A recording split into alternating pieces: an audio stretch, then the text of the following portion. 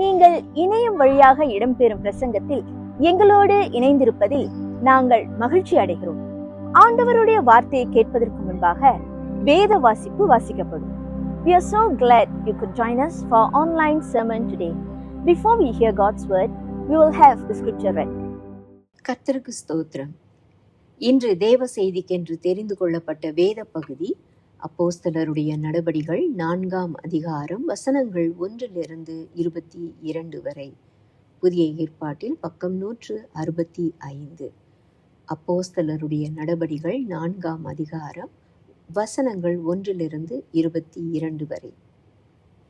அவர்கள் ஜனங்களுடனே பேசிக் கொண்டிருக்கையில் ஆசாரியர்களும் தேவாலயத்து சேனை தலைவனும் சதுசேயரும் அவர்களிடத்தில் வந்து, அவர்கள் ஜனங்களுக்கு உபதேசிக்கிறதினாலும் இயேசுவை முன்னிட்டு மரித்தோரிலிருந்து உயிர்த்தெழுதலை பிரசங்கிக்கிறதினாலும் சினங்கொண்டு அவர்களை பிடித்து சாயங்காலமாய் இருந்தபடியினால் மறுநாள் வரைக்கும் காவலில் வைத்தார்கள். வசனத்தை கேட்டவர்களில் அநேகர் விசுவாசித்தார்கள். அவர்கள் தொகை ஏறக்குறைய 5000 இருந்தது. மறுநாளிலே ஜனங்களுடைய அதிகாரிகளும் மூப்பரும் வேத பாரகரும் பிரதான ஆசாரியனாகிய அன்னாவும் காய்பாவும் யோவானும் அலெக்சந்தரும் பிரதான ஆசாரியனுடைய குடும்பத்தார் யாவரும் எருசலேமிலே கூட்டங்கூடி அவர்களை நடுவே நிறுத்தி, நீங்கள் எந்த வல்லமையினாலே எந்த நாமத்தினாலே இதை செய்தீர்கள் என்று கேட்டார்கள். அப்பொழுது பேதுரு பரிசுத்த ஆவியினாலே நிறைந்து அவர்களை நோக்கி, ஜனத்தின் அதிகாரிகளே, இஸ்ரவேலின் மூப்பர்களே, பிணியாளியாய் இருந்த இந்த மனுஷனுக்கு செய்யப்பட்ட உபகாரத்தை குறித்து எதினாலே இவன் ஆரோக்கியமானான் என்று நீங்கள் இன்று எங்களிடத்தில் விசாரித்து கேட்டால், உங்களால் சிலுவையில் அறையப்பட்டவரும் தேவனால் மரித்தோரிலிருந்து எழுப்பப்பட்டவருமாய் இருக்கிற நசரேனாகிய இயேசு கிறிஸ்துவின் நாமத்தினாலேயே இவன் உங்களுக்கு முன்பாக சொஸ்தமாய் நிற்கிறான் என்று உங்கள் எல்லாருக்கும், இஸ்ரவேல் ஜனங்கள் எல்லாருக்கும் தெரிந்திருக்க கடவது. வசனம் 11. வீடு கட்டுகிறவர்கள் ஆகிய உங்களால் அற்பமாய் எண்ணப்பட்ட அவரே மூலைக்கு தலைக்கல்லானவர். அவராலே அன்றி வேறொருவராலும் இரட்சிப்பு இல்லை. நாம் இரட்சிக்கப்படும்படிக்கு வானத்தின் கீழெங்கும் மனுஷர்களுக்குள்ளே அவருடைய நாமமே அல்லாமல் வேறொரு நாமம் கட்டளையிடப்படவும் இல்லை என்றான். பேதுருவும் யோவானும் பேசுகிற தைரியத்தை அவர்கள் கண்டு, அவர்கள் படிப்பறியாதவர்கள் என்றும் பேதமை உள்ளவர்கள் என்றும் அறிந்தபடியினால் ஆச்சரியப்பட்டு, அவர்கள் இயேசுவுடனே கூட இருந்தவர்கள் என்றும் அறிந்து கொண்டார்கள். சொஸ்தமாக்கப்பட்ட மனுஷன் அவர்கள் அருகே நிற்கிறதை கண்டபடியால் எதிர்பேச அவர்களுக்கு இடமில்லாதிருந்தது. அப்பொழுது அவர்களை ஆலோசனை சங்கத்தை விட்டு வெளியே போகும்படி கட்டளையிட்டு தங்களுக்குள்ளே யோசனை பண்ணி கொண்டு, இந்த மனுஷரை நாம் என்ன செய்யலாம்? எருசலேமில் வாசம் பண்ணுகிற எல்லாருக்கும் தெரிந்திருக்கிறபடி வெளியரங்கமான அற்புதம் இவர்களால் செய்யப்பட்டதே, அதை நாம் இல்லை என்று சொல்லக்கூடாது. ஆகிலும் இது அதிகமாய் ஜனத்துக்குள்ளே பரம்பாதபடிக்கு இது முதல் ஒருவரோடும் இந்த நாமத்தை குறித்து பேசக்கூடாது என்று அவர்களை உறுதியாய் பயம்புறுத்த வேண்டும் என்று சொல்லிக்கொண்டு அவர்களை அழைத்து, இயேசுவின் நாமத்தை குறித்து எவ்வளவும் பேசவும் போதிக்கவும் கூடாதென்று அவர்களுக்கு கட்டளையிட்டார்கள். வசனம் 19. பேதுருவும் யோவானும் அவர்களுக்கு பிரதியுத்தரமாக, தேவனுக்கு செவி கொடுக்கிறதை பார்க்கிலும் உங்களுக்கு செவி கொடுக்கிறது தேவனுக்கு முன்பாக நியாயமாயிருக்குமோ என்று நீங்களே நிதானித்து பாருங்கள். நாங்கள் கண்டவைகளையும் கேட்டவைகளையும் பேசாமல் இருக்க கூடாதே என்றார்கள். நடந்த சங்கதிகளை குறித்து எல்லாரும் தேவனை மகிமைப்படுத்தினபடியால் ஜனங்களுக்கு பயந்து அவர்களை தண்டிக்க வகை ஒன்றும் காணாமல் அவர்களை பயமுறுத்தி விட்டுவிட்டார்கள். அற்புதமாய் சொஸ்தமாக்கப்பட்ட மனுஷன் 40 வயதுக்கு மேற்பட்டவனாய் இருந்தான். ஆமேன். இது தேவனுடைய வசனம். நாம் யாவரும் சேர்ந்து சொல்லுவோம், தேவனுக்கு ஸ்தோத்திரம். பிரியமானவர்களே, நாம் ஜெபம் செய்வோமாக. Let us pray. கண்மலை மீட்புறமாக இருக்கின்ற கர்த்தாவே, இந்த நாளிலே உம்முடைய வார்த்தை மூலியமாக நீர் எங்களோடு பேசும்படியாக ஜெபிக்கிறோம். Lord, we pray that you would speak to us through your word, that you would remind us who we are and what we ought to do. உம்முடைய வார்த்தை மூலியமாக நாம் யார், எவனமாக நடந்து கொள்ள வேண்டும் என்று புரிந்து வளர நீர் எங்களுக்கு உதவி செய்யும்படி ஜெபிக்கிறோம். We pray and ask this in Jesus' mighty name. இயேசு கிறிஸ்துவின் நாமத்திலே. Amen. Established by God and growing in purpose. தேவனால் அமைக்கப்பட்டு நோக்கத்தில் வளர்வது.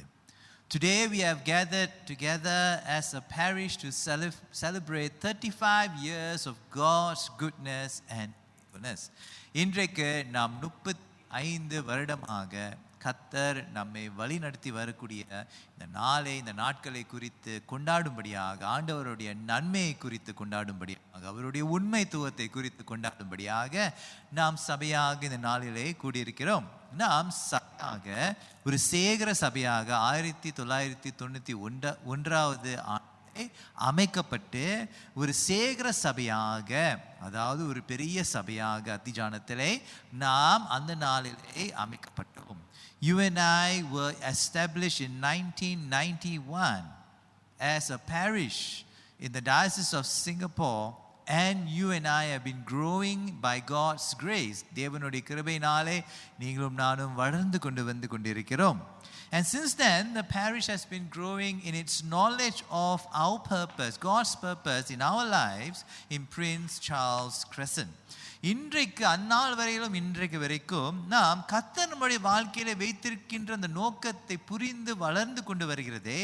விசேஷமாக நம்ம பிரின்ஸ் சார்ல்ஸ் கிரசன்டில் இருக்கக்கூடிய நம்முடைய சபை அந்த இந்த இடத்துல இருக்கும் பொழுது கர்த்தருடைய நோக்கம், இந்த இடத்திலே வைத்திருப்பதற்குரிய நோக்கத்தை புரிந்து வளர்ந்து கொண்ட நாட்களை நாம் யோசிக்கும்படியாக நாம் வந்திருக்கிறோம். You and I are here to think about the purpose of God in our lives as a church in Prince Charles Crescent. Just as you and I grow in our knowledge of God's will in our lives, we also grow as a church in the knowledge of God's purpose for our parish. எவனமாக நாளுக்கு நாள் கர்த்தர் நம்முடைய வாழ்க்கையிலே வைத்திருக்கின்ற சித்தத்தை புரிந்து வளர்கிறோமோ, அதே போல ஒரு சேகர சபையாகவும் நீங்களும் நானும் புரிந்து கர்த்தர் நம்முடைய சபையில வைத்திருக்கின்ற திட்டத்தை புரிந்து அதிலே வளர கர்த்தர் நம்மை வழி நடத்தி கொண்டு வருகிறார். Scripture states that though we are many, we are one body, isn't it?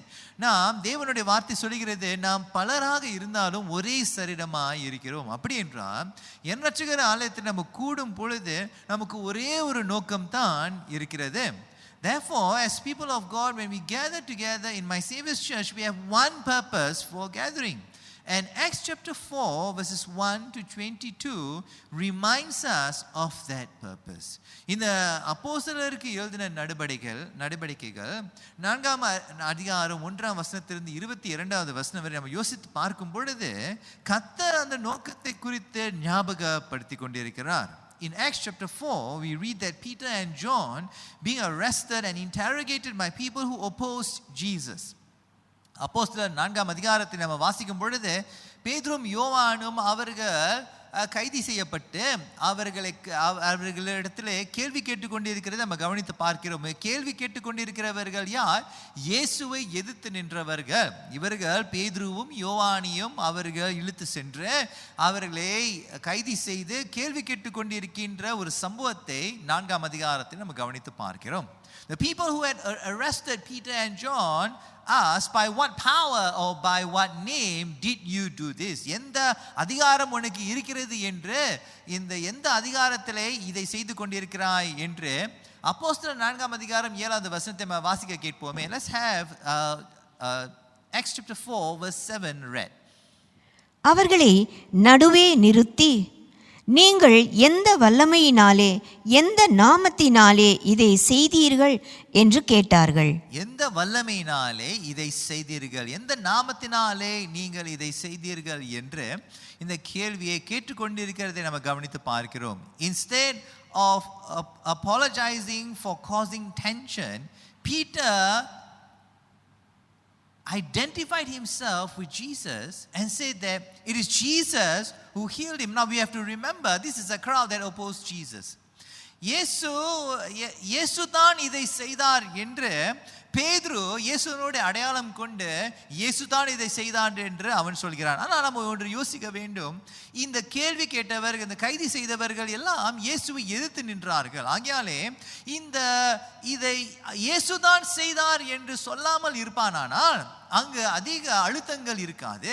ஆனால் இயேசு தான் இதை செய்தார் என்று சொல்லும் பொழுது பேதுருவுக்கும் யோவானுக்கும் வரக்கூடிய அந்த அழுத்துதல் அதிகமாக இருந்த போதிலும் இயேசு தான் இதை செய்தார் என்று ஆணித்தரமாக பேதுரு சொல்கிறதை நம்ம கவனித்து பார்க்கிறோம். Now, when they had completed, the people who had opposed Jesus had completed their interrogation and couldn't deny the miracle, they warned Peter and John not to speak or to teach in the name of Jesus. இந்த கைது செய்தவர்கள் இந்த கேள்வியெல்லாம் கேட்ட பிறகு, ஆனால் அவர்களுக்கு முன்பாக நடந்த அந்த சம்பவம், அதாவது அங்கு சப்பானியானவன் ஒருவன் அங்கு சுத்தமாக்கப்பட்டு அவர்களுக்கு முன்பாக நின்று கொண்டிருக்கும் பொழுது இது உண்மையாக ஒரு அற்புதம் என்று அவர்களால் மறுதளிக்க முடியாத ஒரு நிலைமைக்கு வந்ததினாலே அவர்கள் பேதுருவும் யோவானுக்கு எதிராக எதுவும் செய்ய முடியாத ஒரு நிலைமையில இருந்தார்கள். ஆனாலும் அவர்கள் என்ன சொன்னார்கள் என்றால், இனிமேல் இயேசுவின் நாமத்திலே நீங்கள் பேசக்கூடாது, நீங்கள் கற்றுக் கொடுக்க கூடாது என்று அப்போஸ்தலர் நடவடிக்கை 4ஆம் அதிகாரம் 18வது வசனத்தை நம்ம கவனித்து பார்க்கலாம். We see them warning Peter and John, having seen the miracle and unable to deny what had happened. Now they just warn Peter and John not to speak in chapter 4 verse 18. அவர்களை அழைத்து இயேசுவின் நாமத்தை குறித்து எவ்வளவும் பேசவும் போதிக்கவும் கூடாதென்று அவர்களுக்கு கட்டளையிட்டார்கள். ஆனாலும் பேதுரு என்ன சொல்கிறான் என்று நீங்க கவனித்து பாருங்களேன். Now here what Peter says in response to their threats, in response to their warning. அவர்கள் மிரட்டி பேதுருவை மிரட்டினாலும் பேதுருவுடைய மறுமொழியை கவனித்து பாருங்களேன். அவன் என்ன சொல்கிறான் என்று கவனித்து பாருங்கள். 4ஆம் அதிகாரம் 19வது வசனத்திலிருந்து 20வது வசனம் வரை, in 4 verses 19 to 20, let's read what Peter replies.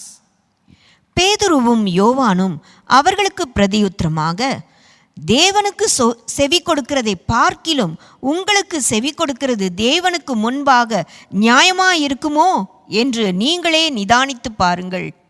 நாங்கள் கண்டவைகளையும் கேட்டவைகளையும் பேசாமல் இருக்கக்கூடாதே என்றார்கள். பேதுரு சொல்கிறான், நான் உங்களுக்கு கீழ்ப்படிய வேண்டுமா இல்லை தேவனுக்கு கீழ்ப்படிய வேண்டுமா? நாம் கண்டதையும் நாம் கேள்விப்பட்டதையும் நம்ம சொல்லாமல் இருக்க முடியாது என்று பேதுரு சொல்கிறான். பிரியமானவர்களே, நம்ம என்ன யோசிக்க வேண்டும் என்றால், இவையெல்லாம் பேதுரு சொல்லாமல் இருந்திருந்தால் பேதுருவுக்கும் யோவானுக்கும் சீஷர்களுக்கும் அதிக அழுத்தங்கள் வந்திருக்காது. ஆனாலும் பேதுரு சொல்கிறதை கவனித்து பாருங்களேன். நான் தேவனுக்காகத்தான், நாம் தேவனுக்கு கீழ்ப்படிய வேண்டும், நான் கண்டதையும் கேள்விப்பட்டதையும் என்னால் சொல்லாமல் இருக்க முடியாது என்று பேதுரு சொன்னதுனாலே அதிக அழுத்தம் அவனுடைய வாழ்க்கையிலே, சீஷர்களுடைய வாழ்க்கையில வந்தது என்று நாம் தொடர்ந்து இந்த அப்போஸ்தலருடைய புத்தகத்தை கவனித்து பார்ப்போமானால் இவனுடைய அழுத்தங்கள் அதிகமாக அவர்கள் அனுபவித்தார்கள் என்று நம்ம கவனித்து பார்க்கலாம். Instead of diffusing the tension and say that no, it's got nothing to do with us, it's God himself who did it, he specifies who this God is. That God that you are opposing is the one who healed this man, and we will not stop speaking about Jesus because it is better to obey God than to obey you. பேதுரு சொல்கிறான், நீங்க எந்த இயேசுவை எதிர்த்து நின்றீர்களோ அந்த இயேசுவை தான் நாம் குறித்து நம்ம பேசுவோம். அவர் தேவனாக இருப்பதினாலே அவருக்கு நான் கீழ்ப்படியாமல் இருக்க முடியுமா? நான் கீழ்ப்படிந்துதான் ஆகவே, நான் கீழ்ப்படிய வேண்டுமே என்று சொல்லி அவன் இந்த வார்த்தைகளை சொல்லும் பொழுது அவனுடைய வாழ்க்கையில கவனம் அதிகமாக அவர்கள் மேல் இருக்கும் என்று எண்ணின போதும் ஆண்டவர் சாட்சி சொன்னதை நம்ம கவனித்து பார்க்கிறோம். Despite despite knowing full well, now attention will be solely on Peter and John and the disciples. Instead of diffusing the tension, Peter decided that he will take this opportunity and identify himself with Jesus and say that it is Jesus and Jesus alone who did this miracle. இயேசு தானே இந்த காரியத்தை செய்தார் என்று ஆணித்தரமாக அவன் சொல்கிறதை நம்ம கவனித்து பார்க்கிறோம். Peter says that I cannot but speak and tell you what I have heard and seen for myself. பேதுரு சொல்கிறான், நான் கண்டதையும் கேள்விப்பட்டதையும் பேசாமல் என்னால் இருக்க முடியுமா என்று சொல்லி பேதுரு சொல்கிறதை நம்ம கவனித்து பார்க்கிறோம். And on this 35th anniversary, let us be inspired by Peter to identify ourselves with Jesus. Even if it puts us in difficult positions, you and I are called to identify ourselves with Jesus. இந்த 35வது வருட கொண்டாட்டத்திலே நாம் பேதுருவும் யோவானும் செய்த அந்த காரியத்தை குறித்து உற்சாகப்பட்டு அவர்களுடைய எடுத்துக்காட்டை நாம் பின்தொடரும்படியாக வேதத்திலே நாம கவனிக்கிறோம். Now scripture inspires us to do what Peter and John and the other disciples did. Instead of diffusing the tension because identifying themselves with Jesus causes much tension, they chose to identify themselves with Jesus nonetheless because he is God. அவர்கள் இயேசுவோடு அவர்கள் அடையாளம் கொள்ளும் பொழுது அதிக அழுத்தங்கள் இருக்கும். இருந்த போதிலும் அழுத்தங்களுக்கு அதிக இடம் கொடுக்காமல் இயேசுவோடு நான் அடையாளம் கொள்ள வேண்டும் என்ற அந்த ஆணித்தரமான அந்த நம்பிக்கை அவர்கள் மேல் இருந்தது. நான் இயேசுவுக்காக ஒரு சாட்சியாக இருக்க வேண்டும் என்ற அந்த ஆணித்தரமான அவர்களுக்கு அந்த ஒரு மனப்பக்குவம் இருந்ததினாலே என்ன நடந்தாலும் நான் இயேசுவை குறித்து சாட்சி சொல்லுவேன், அவரோடு நான் அடையாளம் கொள்வேன், நான் அவருக்கு சொந்தம் என்று அவர்கள் வெளிரங்கமாக பகிரங்கமாக சொன்னதை நம்ம கவனித்து பார்க்கிறோம். Now here Peter, instead of shying away from their attention, he chose to put himself in the center of the tension by identifying himself with Jesus and by saying that it is Jesus who did this miracle. இந்த அற்புதத்தை இயேசுதான் செய்தார் என்று ஆணித்தரமாக சொன்னதை நம்ம கவனித்து பார்க்கிறோம். We do so, my friends. You and I are called to put ourselves also in line with the call of the disciples. That you and I testify, align ourselves and identify ourselves with Jesus in society.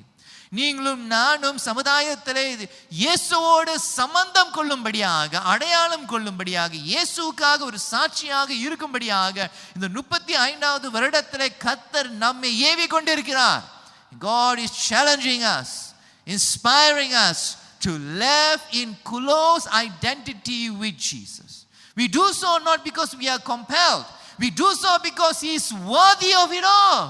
பிரியமானவர்களே, நாம் இதை செய்வது கட்டாயப்படுத்துவதனாலே நாம் இதை செய்யக்கூடாது. ஆனால் அவர் பாத்திரராய் இருக்கிறார்.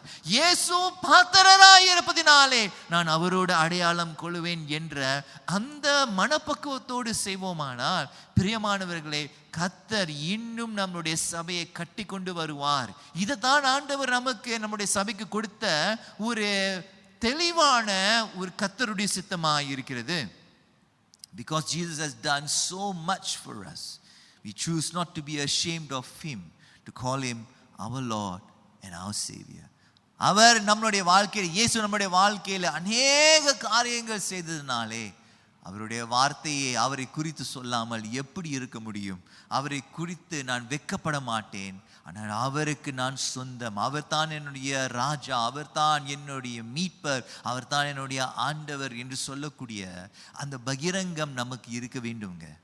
You and I need to be bold to say in society, I belong to Jesus because he is worthy of it all. அவர் என்னுடைய வாழ்க்கையிலே அநேக காரியங்கள் செய்திருக்கிறார். அவர் பாத்திரராக இருப்பதினாலே அவரை குறித்து நான் சொல்லுவேன், அவரோடு நான் இணையுவேன், அவரோடு நான் அடையாளம் கொள்வேன் என்ற அந்த மனப்பக்குவம் அந்த செயலும் நம்முடைய வாழ்க்கையில் இருக்கும்படியாக நம்முடைய சபையை இந்த நாட்களில் தூண்டி கொண்டு இருக்கிறார். பிரியமானவர்களே, God is stirring our hearts to continue to align ourselves with Jesus. What is our primary identity? நம்மளுடைய அடிப்படையான அடையாளம் என்னங்க? நாம் என்ன வைத்திருக்கிறோம், யாராக இந்த உலகத்தில் இருக்கிறோம் என்று அது நம்மளுடைய அடையாளமாக இருக்கிறதா, அல்லது நான் யாருக்கு சொந்தம், இயேசுவுக்கு சொந்தம் என்ற அந்த அடையாளம் அடிப்படையான அடையாளமாக இருக்கிறதா? What is our primary identity? Is it in what we have or what we have achieved in this world, or that we believe and we belong to Jesus? May we grow in this aspect of God's purpose for us as a parish. இது பிரியமானவர்களே, இந்த அடிப்படையான சத்தியமானது, இந்த கர்த்தருடைய சித்தமானது நம்மளுடைய சேகர சபையிலே நாளுக்கு நாள் அதிகரிக்கும்படியாக கர்த்தருடைய சித்தமானது, கர்த்தருடைய நோக்கம், இதுக்காகத்தான் நாம் ஸ்தாபிக்கப்பட்டோம். இந்த பிரின்ஸ் சார்ல்ஸ் கிரசன்ட்ல இருக்கக்கூடிய முக்கிய நோக்கமே நாம் இயேசுவோடு அடையாளம் கொண்டு இயேசுவுக்காக சாட்சி கொடுக்கிறவர்களாக இருப்பதற்காகவே. You and I have been established in Prince Charles Crescent for this purpose and this purpose alone, that you and I align ourselves and identify ourselves with Jesus and be faithful witnesses to Jesus in this area for the glory of his name, because he is worthy of it all. அவருடைய நாமத்துக்கு மகிமை உண்டாவதாகவும் அவர் பாத்திரராய் இருப்பதினாலே இதை நாம் கடைபிடிக்கும்படியாக கர்த்தர் நம்மை உற்சாகப்படுத்துகிறார். One of the things that takes place when we make a concerted effort to live in close identity and proximity to Jesus is that attention will be turned upon us. இவனமாக நாம் கர்த்தருக்காக வாழும் பொழுது முயற்சி எடுத்து கிறிஸ்துவுக்காக ஒரு சாட்சியாகவும் அவரோடு அடையாளம் கொள்ளும்படியாக வாழும் பொழுது ஒரு காரியம் நடைபெறும். அந்த காரியம் என்னவென்றால் கவனம் நம்மீது திருப்பப்படும். We inevitably draw attention to ourselves. நம்மிலே ஜனங்கள் கவனத்தை திருப்புவதை அது நடக்கக்கூடிய ஒன்றாக இருக்கிறது. The arrest and the interrogation took place because people's wonder at seeing the lame man healed, attention then turned to the disciples. இந்த சப்பானியாக இருந்த இந்த மனுஷனானவர் நடக்க முடியாத ஒரு நிலைமையில் இருந்து இப்போது நடந்து கொண்டு பேதுருவும் யோவான் பக்கத்தில் நின்று கொண்டிருக்கிறதே நாம் அப்போஸ்தலர் 3ஆம் அதிகாரம் 1 to 10 வரை நம்ம வாசிக்கலாம். Now we read that incident where the lame man was healed and now he was standing with Peter and John. We read the healing of that man in Acts chapter 3 verses 1 to 10. And I want to encourage you to go back and read that. Attention goes both ways for the disciples in Acts chapter 3 and 4. இந்த கவனமானது ரெண்டு பக்கமாக திருப்பப்படுகிறது. The disciples received attention from the authorities because attention was diverted from the things that the authorities valued. இந்த அதிகாரிகள் ஏன் தங்களுடைய கவனத்தை பேதுரு மீதும் யோவான் மீதும் திருப்பினார்கள் என்றால், இந்த அதிகாரிகள் எது அவர்களுடைய வாழ்க்கையில கவனமாக வைத்து வாழ்ந்தார்களோ அந்த கவனமானது ஜனங்களுடைய கவனத்திலிருந்து திருப்பப்பட்டு இப்போது பேதுருவும் யோவான் இடத்தில் வரும் பொழுது அவர்களால் பொறுத்து கொள்ள முடியவில்லை. They were unwilling because the authority's attention, the attention that was upon the authority and what the authorities desired now was turned away to Peter and John, and they could not take that. And therefore they reacted by arresting and interrogating Peter and John. பேதுருவும் யோவானும் கைது செய்யப்பட்டு கேள்வியினாலே நடத்தப்பட்டதுக்கு முக்கிய காரணமே அவர்கள் மேலதிகாரிகளுடைய மீது இருந்த அந்த கவனமும், எது மேலதிகாரிகள் அதிகமாக கவனம் செலுத்தினார்களோ அதிலிருந்து திருப்பப்பட்டு இப்பொழுது பேதுருவும் யோவானும் மீது இருக்கும் பொழுது அழுத்தங்கள் அதன் வாயிலாக அந்த கவனம் மூலியமாக வந்தது. Both were arrested and interrogated, and we read in Acts chapter 3 verses 9 to 11, the general population were amazed by what Peter did. நாம் அப்போஸ்தலர் 3ஆம் அதிகாரம் 9வது வசனத்தில் 11வது வசனம் வரை நம்ம வாசிக்க கேட்போமே.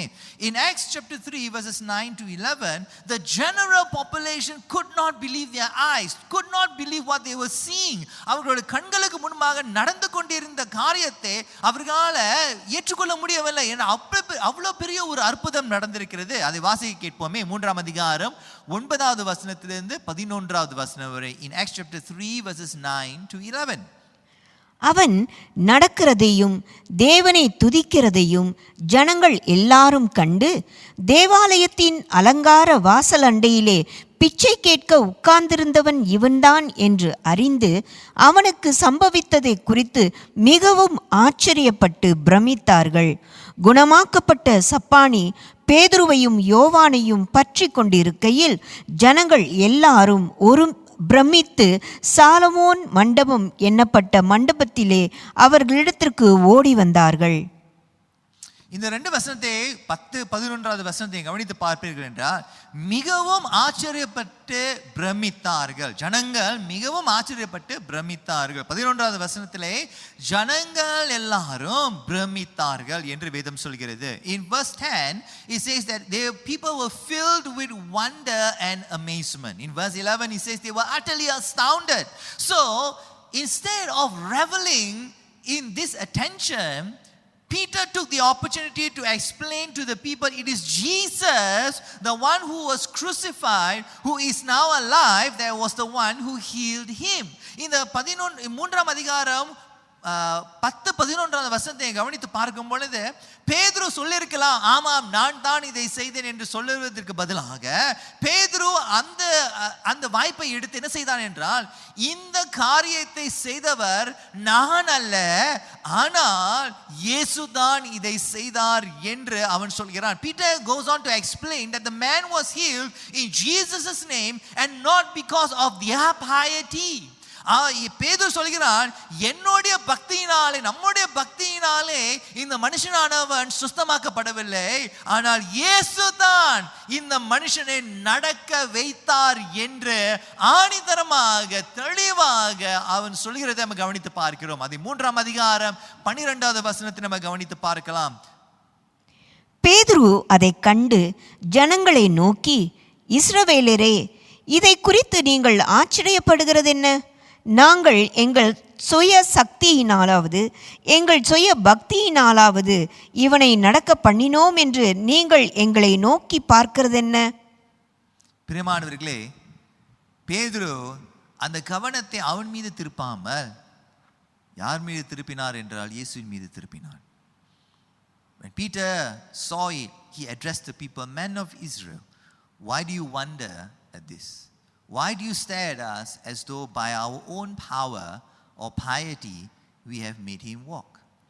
Instead of turning the attention on himself, Peter chose to turn the attention on Jesus.